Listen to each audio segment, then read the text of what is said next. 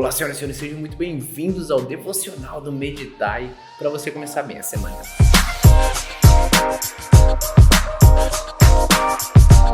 Eu sempre falei uma frase que é: meu sonho é morrer por Jesus. E se eu não conseguir, eu vou fazer tudo para que você consiga.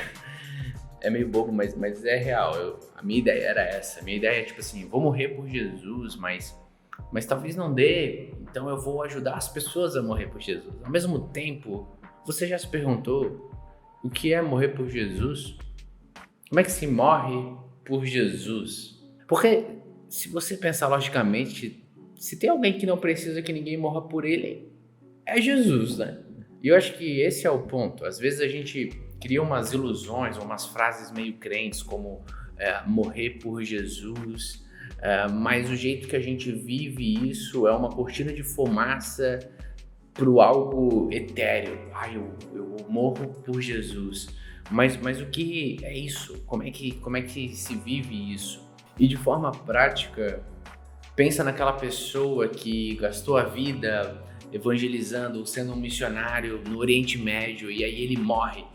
E aí você diz, não, ele morreu por Jesus. Eu entendo o que você está querendo dizer, mas o fato é que existe algo mais profundo em tudo que ele fez.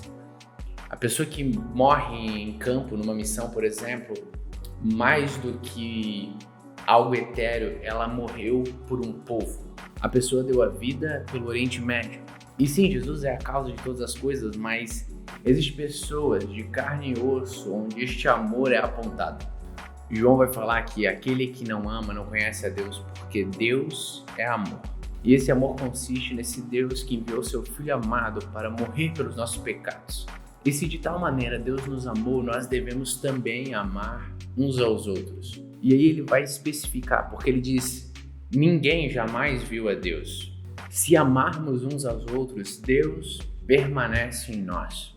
E o seu amor é em nós aperfeiçoado. Não existe amor maior do que esse, aquele que dá a vida pelos seus irmãos. Morrer por Jesus é morrer por alguém. Esse amor por Jesus vai ser traduzido em amar alguém.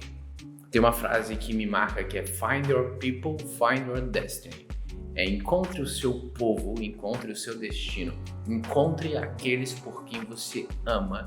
Então você vai encontrar o destino, o propósito da sua vida. Quando você vai numa missão, você vê os missionários lá e aí a gente às vezes pensa, meu Deus, como eles gastam a vida e tal. Mas por quê? Qual é a grande questão? Em todas as missões que eu já fui, existe um padrão muito claro para mim, que é eles amam aquelas pessoas. O cara que está numa missão numa tribo indígena, ele ama aquela tribo indígena. O cara que está numa missão no Nepal, ele ama o nepalês. E isso é o mais interessante, porque quando eu ia na missão, o que era mais difícil para mim não era nossa, tem que dormir numa rede, tem bicho, tem animal, tem riscos e tudo mais. Não, a gente estava lá, vivia uma aventura, mas eu pensava, para ficar numa missão só existe um jeito, que é amar aquele povo. É óbvio que Jesus é a razão de todas as coisas, mas é muito fácil a gente criar uma ilusão, onde a gente diz que ama Jesus. E às vezes esse amar Jesus acaba se misturando com um desejo nosso, do nosso coração. A gente fala que ama Jesus, mas de repente a gente está amando o nosso ministério. A gente fala que ama Jesus, mas de repente a família vira um ídolo. A gente fala que ama Jesus, mas de repente, na verdade, você ama a igreja. E o evangelho não é sobre amar uma instituição.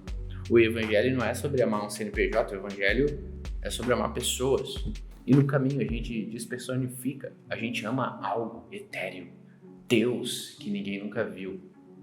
É impossível amar a Deus que ninguém nunca viu se você não ama o próximo a quem você vê. Provavelmente você já ouviu isso, provavelmente isso é redundante, mas eu sou crente de berço. E o quanto real é ter que relembrar isso, o quanto real é pensar, cara, no final do dia é pessoas, é sobre um povo, é sobre gastar a vida por causa de gente. Que a gente tome cuidado para não usar jargões crenteis dizendo frases bonitas e meio bíblicas, mas que estão longe da realidade do Evangelho. Que a gente tem esse coração de amar pessoas, porque de maneira tão louca e incompreensível Ele nos amou. Que a gente possa então amar dessa maneira, para que então Cristo viva entre nós. João ainda vai falar, olha, temos da parte de Deus este mandamento, que aquele que ama Deus, ame também o seu irmão.